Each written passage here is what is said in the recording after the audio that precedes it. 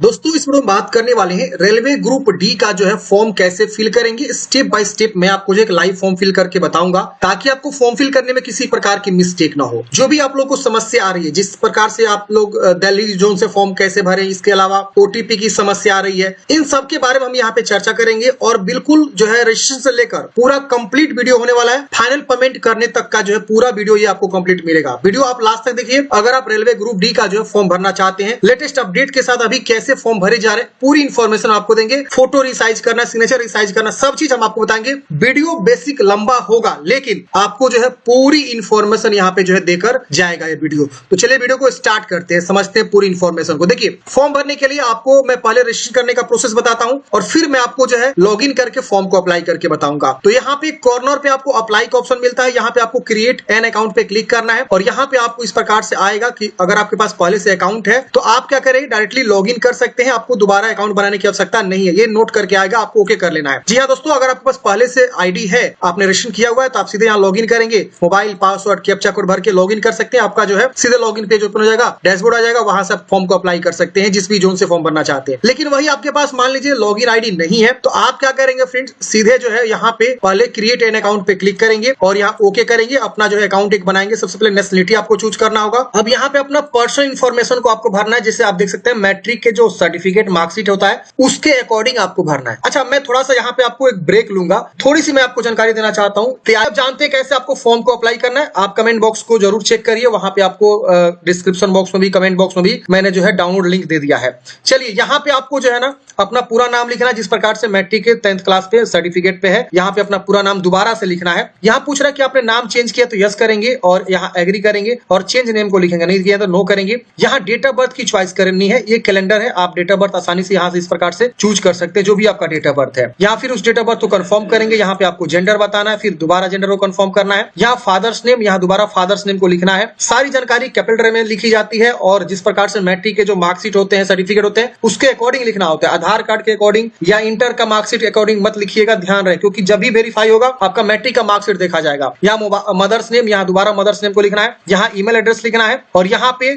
Generate email OTP पे click करेंगे। आपके ईमेल पे ओटीपी जाएगा, तुरंत ओटीपी को यहाँ पे लिख देना है। फिर मोबाइल नंबर लिखना है, जनरेट मोबाइल ओटीपी पे क्लिक करेंगे, आपको मोबाइल पे ओटीपी जाएगा, उसको यहाँ पे लिख देना है। अब यहाँ पे आप लोगों को बहुत ज्यादा समस्या आ रही है कि आधार ओटीपी नहीं आ रहा है। तो इस केस में देखिए आपको यहाँ पे पहले आधार नंबर लिखना है या वीआईडी नंबर भी लिख सकते हैं और जनरेट आधार ओटीपी पे क्लिक करना है। तो चलिए हम इस पे क्लिक करते हैं। अब देखिए फ्रेंड्स, यहाँ पे आपको जो है ना वेरीफाई नहीं करना है। यहाँ पे आधार संख्या लिखने के बाद से जनरेट आधार ओटीपी पे क्लिक करना है। जैसे आप इस पे क्लिक करेंगे, ये देखिए यहाँ पे ना आपको ना यहाँ इस प्रकार से एरर आ रहा है। यहाँ लिख रहा है error while generating OTP, please try again later. मतलब बोल रहा है कि यहाँ पे ना आधार ओटीपी जनरेट होने में एरर आ रहा है, आप थोड़ी देर बाद ट्राई करिए। तो आप यहाँ पे क्या करेंगे फ्रेंड्स, 2 बार 3 बार ट्राई करेंगे। हो सकता है कि आपके साथ ऐसा एरर आ रहा होगा, कभी कभी किसी के साथ जो एरर नहीं भी देखने को मिल रहा है, तो आपको बार बार यहाँ पे ट्राई करते रहना है, ठीक है ना। अगर यहाँ पे दिक्कत हो रही है तो आप एक दूसरा ब्राउजर को भी यूज कर सकते हैं। और काफी ज्यादा ये समस्या आ रही है फ्रेंड्स। कभी कभी आप रात में भी, लेट नाइट को भी आप ट्राई कर सकते हैं, अर्ली मॉर्निंग में भी ट्राई कर सकते हैं। उसके बाद से आप यहाँ पे जो है वेरीफाई कर सकते हैं। लेकिन ये अभी समस्या जो है यहाँ पे आपको देखने को मिल रही है। आप यहाँ पे क्लिक करेंगे तो यहाँ पे आपको रजिस्ट्रेशन करने में समस्या हो रही है। तो यहाँ पे जनरेट ओटीपी में एरर यहाँ पे आपको देखने को मिल रहा है। अगर आपका जनरेट ओटीपी होता है तो यहाँ ओटीपी लेके वेरीफाई करेंगे तो आपका डाटा वेरीफाई होगा डाटा सर्वर से, आधार सर्वर से, और उसके बाद से यहाँ पे आपको जो है ये जो है कर लेना। अगर आप यहाँ पे आई डोंट हैव आधार पे क्लिक करते हैं ना, यहाँ पे आपको नहीं ऑप्शन आएगा, मतलब विदाउट आधार रजिस्ट्रेशन करने का। पहले ये ऑप्शन था लेकिन ये इसे हटा दिया गया है। तो जिनका ओटीपी आ रहा है वो यहाँ वेरीफाई कर लीजिए, जिनका नहीं आ रहा है वो यहाँ पे बाद में ट्राई कर सकते हैं, थोड़ी देर बाद। हो सकता है कि इनके इंटरनल सर्वर से प्रॉब्लम हो, जिसके वजह से समस्या आ रही हो, तो आप जो है हो सकता है तो आप 2 दिन या 1 दिन बाद जो है ट्राई कर सकते हैं। अगर ऐसा लगातार एरर रहा तो डेट बढ़ने के भी चांसेस हो सकते हैं, फॉर्म का डेट बढ़ भी सकता है, ठीक है ना। तो आप यहाँ पे ट्राई करेंगे। अब यहाँ पे आपको एक पासवर्ड बनाना है। पासवर्ड जो है एक capital letter, small letter, special character, number use करते हुए पासवर्ड आप बनाएंगे और उस पासवर्ड को यहाँ पे कंफर्म करेंगे। फिर आई एम नॉट रोबोट पे क्लिक करना है और preview and create an account पे क्लिक करना है। प्रीव्यू करते हैं फ्रेंड्स, आपका पेज प्रीव्यू आता है। आप एक बार अच्छे से वेरीफाई करिए कि हाँ ये सारा जानकारी सही। अगर इसमें कुछ भी गलती है उसको सुधारेंगे, नहीं गलती है तो सबमिट कर देंगे। सबमिट करते हैं फ्रेंड्स, आपका अकाउंट जो है तुरंत बन जाता है। अकाउंट बनने के बाद से फ्रेंड्स डायरेक्टली आप लॉगिन पेज पे आ जाते हैं। यहाँ पे आप आपको अपना मोबाइल या ईमेल दोनों में से कोई लिखना है एक, और पासवर्ड जो आपने बनाया था वो लिखना है। आई एम नॉट रोबोट पे क्लिक करना है और लॉगिन करना है। जैसे फ्रेंड्स आप लॉगिन करेंगे आपका इस प्रकार से डैशबोर्ड ओपन हो जाएगा। अब यहाँ पे आप देखेंगे तो आपको ऑनलाइन एप्लीकेशन का ऑप्शन मिलेगा, आप इस पे क्लिक करेंगे। अब यहाँ पे आप देखेंगे तो आपको यहाँ पे सबसे पहले जो है 2 वैकेंसी देखने को मिल रही है, जिसका जो है लास्ट डेट यहाँ पे ऑलरेडी लिखा हुआ है। अब यहाँ पे देखेंगे रेलवे ग्रुप डी लेवल 1 वाली ये वैकेंसी है जो कि आपको ऊपर में देखने को मिलेगा। यहाँ पे आपको जोन चूज करना। अब देखिए यहाँ पे क्या है कि जोन दिल्ली आप लोग खोज रहे हैं कि दिल्ली का जोन क्यों नहीं शो हो रहा है। देखिए दिल्ली का जोन यहाँ पे चंडीगढ़ के अंतर्गत आता है। बहुत से ऐसे जोन है जो वैकेंसी में दिखाया गया लेकिन वहां आपको देखने को नहीं मिलेगा। तो आपको देखना होगा कि वो जोन जो दिखाया गया वैकेंसी में किसके अंतर्गत आता है। तो दिल्ली का जो जोन है फ्रेंड्स वो चंडीगढ़ के अंतर्गत आता है। अगर आप दिल्ली से फॉर्म भरना चाहते हैं तो आपको यहाँ पे चंडीगढ़ का चुनाव करना होगा। अब मैं यहाँ पे आपको एग्जांपल से समझाता हूँ। यहाँ पे आप देखेंगे ना जो वैकेंसी टेबल दिखाया गया नोटिफिकेशन में पेज नंबर 52 से जहां स्टार्ट हो रहा है एनेक्सर बी में 21 जोन में कहा कितनी वैकेंसी किस किस पद के लिए कितना वैकेंसी यहाँ पे देखिए सब चीज दिखाया गया है। तो इसके लिए फ्रेंड्स आप देखेंगे तो यहाँ पे मुंबई दिखाया गया है, यहाँ पे आपको जयपुर दिखाएगा, आपको चंडीगढ़ कहीं नहीं दिखेगा। तो फिर चंडीगढ़ से हम क्यों फॉर्म भरेंगे। तो भैया दिल्ली का जो जोन है ना वो चंडीगढ़ के अंतर्गत आएगा, तो आपको चंडीगढ़ ही चुनाव करना होगा। आप देखिए जबलपुर है, यहाँ पे आपको भुवनेश्वर देखने को मिलेगा, यहाँ पे आपको बिलासपुर देखने को मिलेगा, यहाँ पे न्यू दिल्ली आएगा। देखिए न्यू दिल्ली आ रहा है, लेकिन ये नॉर्दर्न रेलवे जो है आपको चंडीगढ़ के अंतर्गत आपको देखने को मिलेगा। अगर आप न्यू दिल्ली से फॉर्म भरना चाहते हैं तो चंडीगढ़ का चुनाव करना होगा। अब यहाँ पे देखिए चेन्नई का भी ऑप्शन है, अब यहाँ देखिए गोरखपुर का ऑप्शन है, यहाँ पे आप देखेंगे तो गुवाहाटी का ऑप्शन है, इसके बाद आप देखेंगे कोलकाता का ऑप्शन है, इसके बाद आप देखेंगे मुंबई का अगेन सेंट्रल रेलवे मुंबई का ऑप्शन देखने को मिलेगा। फिर यहाँ पे हाजीपुर मिलेगा। अब हाजीपुर जब आप सर्च करने जाएंगे तो नहीं मिलेगा। कहाँ पे, यहाँ पे मैं दिखाना चाहूंगा। यहाँ पे देखिए कहीं हाजीपुर दिख रहा है आपको, एच कहीं नहीं है। आपको यहाँ पे पटना मिलेगा, देखिए पटना मिल रहा है, यानी हाजीपुर जो है पटना के अंतर्गत आएगा। यहाँ पे ध्यान दीजिएगा मैं क्या बात बता रहा हूँ। तो ऐसे ही आपको यहाँ पे चुनाव करना। बहुत लोग बोलेगा कि सर हम हाजीपुर से फॉर्म भरना चाहते नहीं शो हो रहा है, हम कौन सा जोन चूज करें। तो आपको पटना चूज करके फॉर्म भरना होगा। इसी तरह से दिल्ली से फॉर्म भरना चाहते हो तो आपको जो है चंडीगढ़ जोन चूज करके फॉर्म भरना होगा, ठीक है ना। कोलकाता यहाँ पे देखिए है, इसकी वजह से सिकंदराबाद यहाँ पे देखने को मिलेगा। अब कहीं नहीं आपको देखने को मिलेगा। यहाँ पे कहीं चंडीगढ़ दिखा आपको, हाजीपुर दिखा नहीं दिखा ना। तो ये चीजें हैं आपको यहाँ पे थोड़ा सा समझना होगा, समझ गए। तो ये आपकी जो है मैंने ऑलरेडी एग्जांपल के तौर पे दिखा दिया। अब हम आपको दिखाते हैं यहाँ पे अगर आप जो है हाजीपुर से भरना चाहते हैं तो पटना चूज करेंगे, अगर आप मान लीजिए भरना चाहते हैं दिल्ली से तो चंडीगढ़ चूज करेंगे। इसी तरह से आप जो है यहाँ से अपना जो है चुनाव करेंगे किसके लिए फॉर्म भरना चाहते हैं, उसकी बस यहाँ डिक्लेयर करेंगे और यहाँ पे नेक्स्ट वाले ऑप्शन पे क्लिक करेंगे। जिसे फ्रेंड्स आप आरआरबी चूज करके नेक्स्ट करेंगे, यहाँ पे आपका प्रीवियस डाटा यहाँ पे फैच होगा। जो लोग पुराने कैंडिडेट्स हैं, जो लोग पहले कोई वैकेंसी का फॉर्म भरे, उनका यहाँ डाटा फैच हो जाएगा और यहाँ पे आपको क्लोज कर देना है। क्लोज करते ही यहाँ पे आप देखेंगे तो आपका अकाउंट वेरीफाई लिखेगा। यहाँ पे आपको इतने सारे स्टेप को कंप्लीट करने हैं। अब यहाँ पे आपकी जानकारी जो ऑलरेडी फिलअप मिलेगी जो आपने पुराने वैकेंसी के लिए आवेदन दिया था। अब यहाँ पे आपको नीचे आना है। यहाँ पे आप मैरिड है कि अनमैरिड है बताएंगे, अपना रिलीजन बताएंगे, मातृभाषा बताएंगे यहाँ पे। इसके बाद से आपका choice of language for examination, किस जो है भाषा में आप एग्जाम देना चाहते हैं। इतने सारे लैंग्वेज दिए गए हैं। जैसे मान लीजिए आप गुजराती चूज करेंगे ना तो इंग्लिश और गुजराती रहेगा। अगर आप इंग्लिश चूज करेंगे तो सारा का सारा क्वेश्चन इंग्लिश में रहेगा। अगर आप हिंदी चूज करते हैं तो इंग्लिश हिंदी दोनों रहेगा। ये विशेष ध्यान दीजिएगा। जहां एक आइडेंटिफिकेशन मार्क्स, बॉडी में पहचान क्या है ये आपको बतानी से, तिल का निशान, कटा का निशान, जला का निशान जो भी है। यहाँ दूसरा आइडेंटिफिकेशन मार्क्स आपको बतानी है जो भी है। अगर नहीं है तो नो मार्क लिख सकते हैं। यहाँ पे अपना कैटेगरी बताना है। जैसे कि यहाँ आप देख सकते हैं कम्युनिटी में आपका यहाँ पे category general, SC ST OBC EWS। अगर आप जनरल से हैं तो जनरल चूज करेंगे। जनरल में आप देखेंगे तो यहाँ पे आपको जाति प्रमाण पत्र की संख्या या किसके द्वारा बनवाया ये सब आपको नहीं मांगेगा। वही अगर आप EWS से आते हैं, जनरल का ही एक 10% रिजर्वेशन वाला कैटेगरी होता है EWS, इकोनॉमिकली वीकर सेक्शन। अगर आप ये चूज करते हैं तो यहाँ पे आपको अपना जो है EWS का सर्टिफिकेट नंबर देना होगा। यहाँ पे अपना जो है इशूइंग अथॉरिटी आपने कहाँ से बनवाया हुआ है, हर एक ऑफिसर्स का नाम आ रहा है। जहां से भी आपने बनवाया हुआ है उसका नाम यहाँ पे आपको शो करेगा, कहीं ना कहीं जरूर शो करेगा। उसका आप चुनाव करेंगे और कब बनवाया हो इसको आपको देना होगा। अगर आप OBC चुनाव करते हैं फ्रेंड्स तो OBC में देखेंगे तो यहाँ पे 2 ऑप्शन पूछेगा कि आप जो है नॉन क्रिमिलियर से आते हैं। नॉन क्रिमिलियर उसके वो आता है बंदा, OBC का ही ये मतलब नॉन क्रिमिलियर और क्रिमिलियर होता है। अगर आप यहाँ पे नॉन क्रिमिलियर से आते हैं तो यस करेंगे। यस करते इस प्रकार से आएगा, अंडरस्टैंड एग्री करेंगे। तो यहाँ पे देखिए क्या आ रहा है। अगर आप नॉन क्रिमिलियर से आएंगे, यहाँ यस करते हैं तो आपको यहाँ पे अपना कास्ट और यहाँ पे कास्ट सर्टिफिकेट नंबर और इशूइंग अथॉरिटी और कब आपने बनवाया हुआ आपको बताना होगा। नॉन क्रिमिलियर में कौन आता है तो जिनकी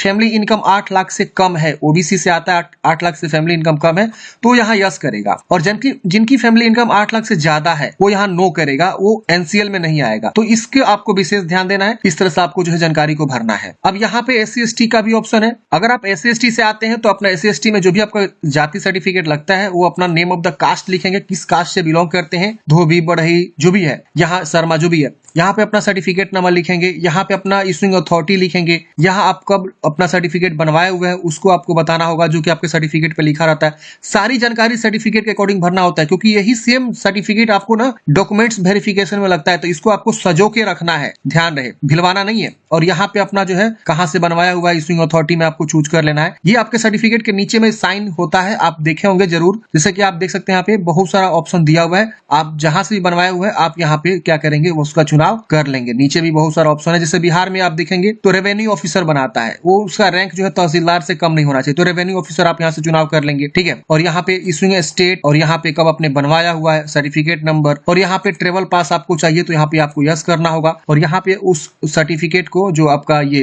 कास्ट सर्टिफिकेट है, उसको आप यहाँ पे स्कैन करके उसको यहाँ अटैच करेंगे। 500 KB से कम PDF में होना चाहिए। यहाँ पे आप अपलोड पे क्लिक करेंगे, PDF चूज करेंगे और अपलोड हो जाएगा। PDF कैसे बनानी होती है मैंने कई बार आप लोगों को बता चुका हूँ। गूगल में जाएंगे, सर्च करेंगे JPEG to PDF, बहुत सारा वेबसाइट मिलेगा, आप किसी वेबसाइट का यूज करके अपना जो है डॉक्यूमेंट्स को PDF में बना सकती हैं। तो ऐसे अपना SC/ST और जनरल OBC को यहाँ पे चुनाव करना। ये विशेष ध्यान देना, यहाँ पे आपको रिजर्वेशन ही जो है यहाँ पे आपको मिलता है, तो इसको सही से भरना है, गलती नहीं करना है। और जो भी यहाँ पे सर्टिफिकेट देंगे उसको अच्छे से रखेंगे संभाल के, लास्ट वैकेंसी तक, मतलब लास्ट सिलेक्शन तक। अब आपको फ्रेंड्स नीचे आना होता है, यहाँ पे अपना जो है प्रेजेंट एड्रेस लिखना होता है, यहाँ पे आपको परमानेंट एड्रेस लिखना होता है। तो जो भी आपका एड्रेस है, यहाँ पहले अपना जो है राज्य, फिर यहाँ डिस्ट्रिक्ट, फिर यहाँ पे प्रॉपर एड्रेस लिखेंगे। इसमें आपको विलेज, पोस्ट, थाना सब चीज अच्छे से लिख दीजिएगा। यहाँ पे नियरेस्ट सिटी या मेजर टाउन क्या है, पिन कोड क्या है, ये आपको अच्छे से बेहतरीन तरीके से लिखना है। यहाँ पे अपना परमानेंट एड्रेस को लिखना है, जो भी आपका परमानेंट एड्रेस है अच्छे से क्या करेंगे यहाँ पे बताएंगे। अगर सेम है तो इसको टिक करेंगे, इधर वाला सेम सेम इधर कॉपी हो जाएगा, अलग है तो अलग अलग लिख सकते हैं। इसकी वजह से इसको सेव करके नेक्स्ट वाले ऑप्शन पे क्लिक करेंगे।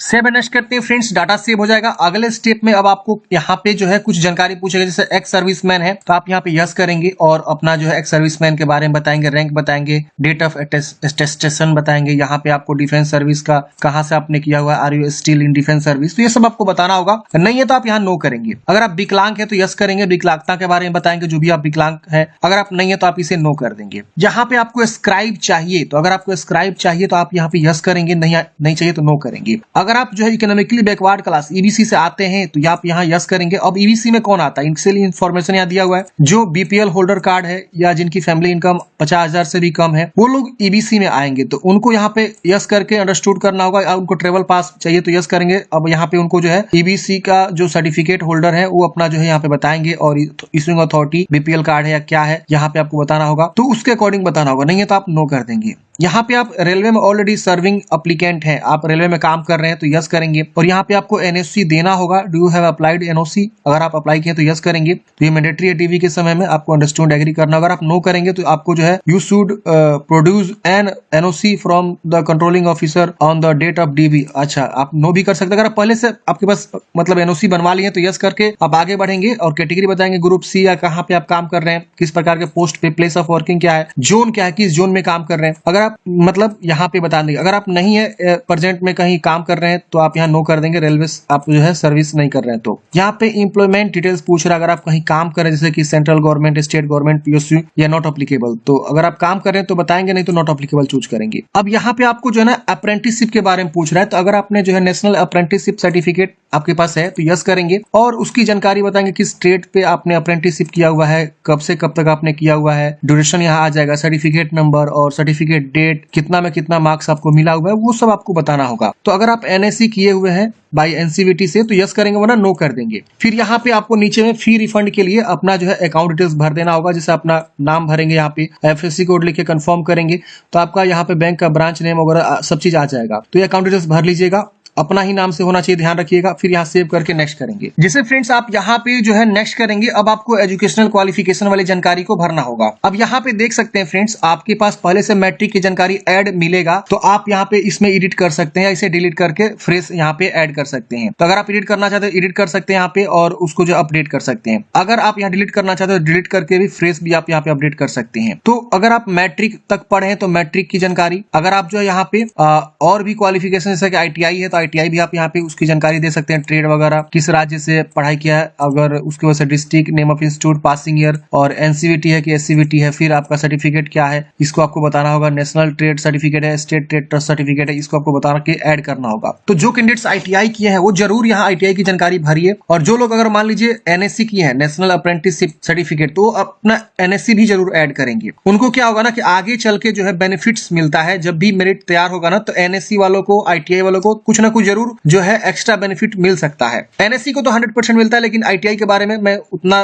श्योर नहीं हूं कि मिलता है, लेकिन NSC जो नेशनल अप्रेंटिसशिप सर्टिफिकेट लिया रहता है ट्रेनिंग अप्रेंटिसशिप का, उनको जरूर मिलता है यहाँ पे कुछ ना कुछ एक्स्ट्रा बोनस मार्क्स, ठीक है। तो वो जरूर यहाँ पे जानकारी को देंगे और यहाँ ऐड कर देंगे। तो ऐसे करके फ्रेंड्स आपको क्वालिफिकेशन को ऐड कर लेना है, और उसके बाद से यहाँ पे आपको क्या करना है फ्रेंड्स, नेक्स्ट वाले ऑप्शन पे क्लिक करना है। तो क्वालिफिकेशन इजिली आप लोग अपलोड कर लीजिएगा, मुझे लगता है कि कोई भी आपको दिक्कत होगा। और जो लोग बिल्कुल फ्रेश फॉर्म भर रहे हैं तो उनको यहाँ पे सर्टिफिकेट, सीरियल नंबर और यहाँ पे स्टेट, डिस्ट्रिक्ट, ये सब आपको बताना होगा, किस कॉलेज यूनिवर्सिटी से आपने पढ़ाई किया वो सब बताना होगा, डेट ऑफ पासिंग बताना होगा, परसेंटेज यहाँ पे देखिए NA आ रहा है, तो इससे कोई दिक्कत नहीं है, आप यहाँ पे नेक्स्ट कर लेंगे। सेव नेक्स्ट करते हैं फ्रेंड्स। अगले स्टेप में अब आपको यहाँ पे जो है फोटोग्राफ अपलोड करना है और यहाँ पे सिग्नेचर अपलोड करना है। फोटोग्राफ यहाँ पे आप देखेंगे तो यहाँ पे सैंपल दिया हुआ है कि किस प्रकार का फोटो आपका एक्सेप्ट करा जाएगा। तो यहाँ पे देखिए इस तरह का फोटोग्राफ जो है रिजेक्ट हो जाएंगे अगर आप इस तरह का फोटो अपलोड करते हैं। जैसे कि यहाँ पे देखिए ऊपर से बाल कट गया है, यहाँ पे देखिए साइड में कान कट गया है, यहाँ चश्मा लगा लिए हैं, मुंह पे आपका बाल आ गया है, देख रहे हैं ना, ऐसे आपका पीछे में बहुत सारा ऐसे जो है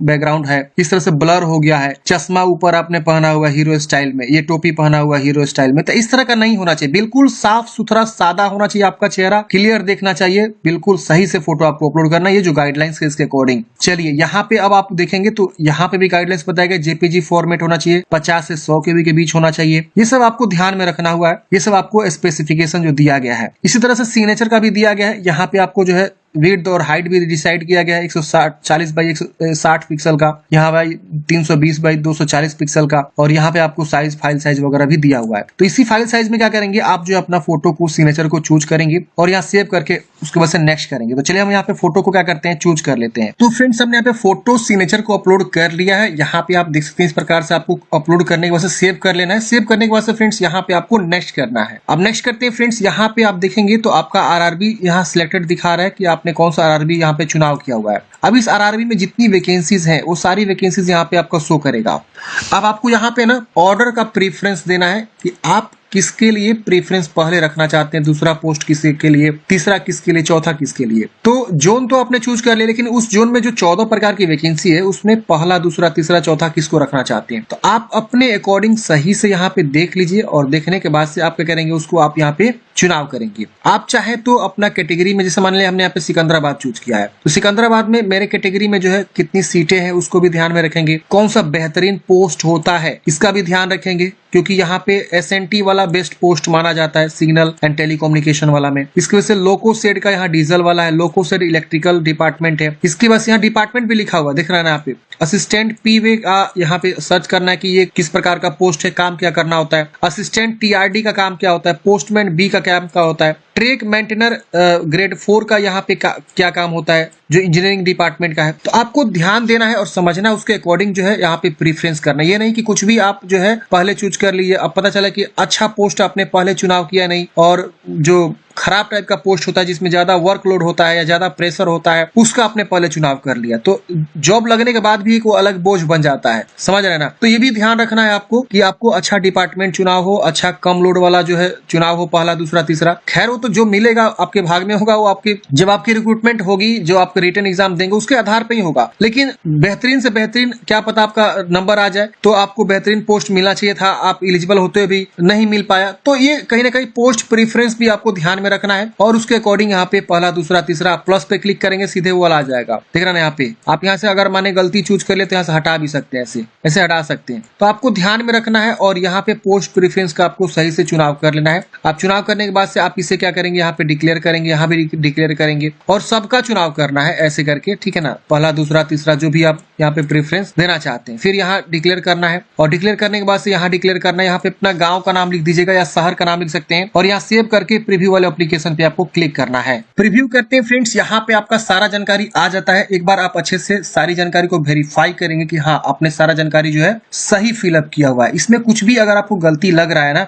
तो फ्रेंड्स आप यहाँ एडिट का बटन है, आप एडिट बटन पे दबा के एडिट कर लीजिएगा बैक जा जाके। अगर आपको कहीं गलती नहीं रहा तो इसको आपको टिक करना है और यहाँ पे फॉर्म को आपको सबमिट करना है, ठीक है ना। I have rechecked the above details and found correct, ये टिक कर लेना है और सबमिट कर देना है। सबमिट करते ही यहाँ पे पूछेगा कि क्या आप श्योर है, आप सबमिट करना चाहते हैं, आप यहाँ पे सबमिट करेंगे। अब आपका फॉर्म सबमिट हो जाएगा। यहाँ पे आपको पेमेंट जमा करने का ऑप्शन मिलेगा, यहाँ पे पे विथ SBI ई-पे का ऑप्शन मिलता है, आप इस पे क्लिक करेंगे। यहाँ पे आपको एग्री करना है और यहाँ पे प्रोसीड करना है। अब यहाँ पे देखेंगे फ्रेंड्स आपके पास कार्ड का ऑप्शन आता है, यहाँ पे नेट बैंकिंग का ऑप्शन आता है, यहाँ पे आपको UPI का भी ऑप्शन आता है। तो आप जिसके थ्रू भी पेमेंट जमा करना चाहते हैं उसका आप चुनाव करके पेमेंट को जमा करेंगे। तो हम यहाँ पे जो है QR कोड जनरेट कर लेते हैं, UPI QR। हम यहाँ पे पे नाउ पे क्लिक करेंगे, QR कोड आ जाएगा। यहाँ पे हम QR कोड को स्कैन करके पेमेंट को जमा कर सकते हैं। आप अपने फोन पे, पेटीएम, गूगल पे किसी से भी आप इसको स्कैन करेंगे और सिंपल जो है उस डिवाइस से क्या करेंगे, उस मतलब ऐप से आप पेमेंट को जमा कर देंगे। पेमेंट जमा करते हैं फ्रेंड्स, आपका पेमेंट जमा हो जाएगा, उसके बाद से आपको फाइनल प्रिंट आउट निकल जाएगा। तो मैं यहाँ पे पेमेंट जो है कर रहा हूँ। तो फ्रेंड्स हमने यहाँ पे पेमेंट जमा कर दिया है। अब ये ऑटोमेटिक रीडायरेक्ट कर देगा कहाँ पे, आपके डैशबोर्ड पे। ये पेमेंट होते ही रीडायरेक्ट हो जाएगा ऑटोमेटिक, कुछ आपको रिफ्रेश वगैरह नहीं करना है, पेज बैक वगैरह नहीं करना है। ये देखिए पेमेंट जमा हो गया, सक्सेसफुल हो गया। इसका प्रिंट आउट स्क्रीनशॉट जरूर ले लीजिएगा। इसका प्रिंट आउट निकालने के बाद यहाँ बैक का बटन मिलता है, बैक पे क्लिक करेंगे। अब यहाँ पे देखेंगे तो आपका सीधे जो एप्लीकेशन हिस्ट्री पे लेकर आएगा। यहाँ पे आपको इस तरह से देख सकते हैं आपने जो पेमेंट जमा किया वो आपका वेरीफाई दिखा रहा है, पेमेंट वेरीफाई हो चुका है। यहाँ आपका पेमेंट जो है यहाँ पे सब चीज हो चुका, कंप्लीट यहाँ दिखा रहा है पेमेंट कंप्लीटेड। और यहाँ पे आपको व्यू एप्लीकेशन का ऑप्शन मिलता है, आप इस पे क्लिक करके फाइनल प्रिंट आउट निकाल के अपने पास हार्ड कॉपी सुरक्षित रख लीजिएगा। तो इस प्रकार से फ्रेंड्स हमने बात किया रेलवे ग्रुप डी वैकेंसी के लिए कैसे आपको फॉर्म को अप्लाई करना है। आपके मन में कोई भी डाउट्स है, कमेंट बॉक्स में पूछ लीजिएगा। और इस भर्ती के पल पल अपडेट पाना चाहते हैं इन द फ्यूचर तो आप इस चैनल को जरूर सब्सक्राइब कर लीजिए। जब भी कोई अपडेट आएगा इस वैकेंसी के रिगार्डिंग तो मैं आपको अवश्य जो इस चैनल के माध्यम से अपडेट देता रहूंगा। तो सब्सक्राइब करके बेल आइकन को जरूर दबा लीजिए और वीडियो को अपने दोस्तों को जरूर शेयर कर दीजिए जो इस प्रकार की वैकेंसी के लिए फॉर्म भरना चाहती हैं।